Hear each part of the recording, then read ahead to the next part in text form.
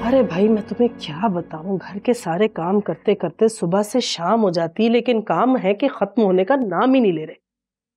हादिया थी, मुझे इतनी आसानी थी, मुझे कोई काम नहीं करना पड़ता था। अब सुबह से लेकर रात तक मैं किचन में लगी रहती हूँ, इतना थक जाती हूँ क्या बताऊं। मैं तुम्हें थोड़ी देर में फोन करती हूँ। खाना मिलेगा? बेटा मुझे एक बात तो समझाओ, तुम इस घर में सिर्फ खाना खाने के लिए आते हो ना? मुझे तो लगता है तुमने इस घर को कोई होटल समझ रखा है।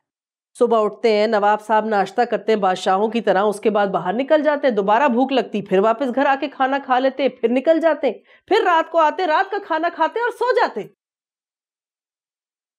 क्या हो गया है, इतना गुस्से में क्यों है? तुम पर गुस्सा ना करूं तो मुझे बताओ मैं और क्या करूं?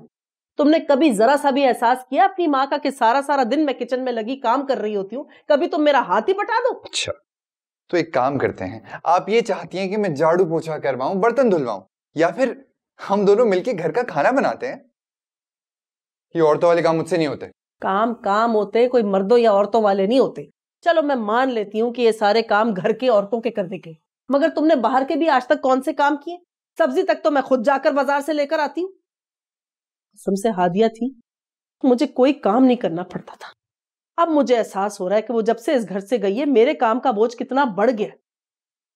वो बेचारी सब्जियां भी खुद लेकर आया करती थी, सारे काम खुद करती थी, मगर जब से वो इस घर से गई है मेरी तो मुश्किलों में इजाफा हो गया है।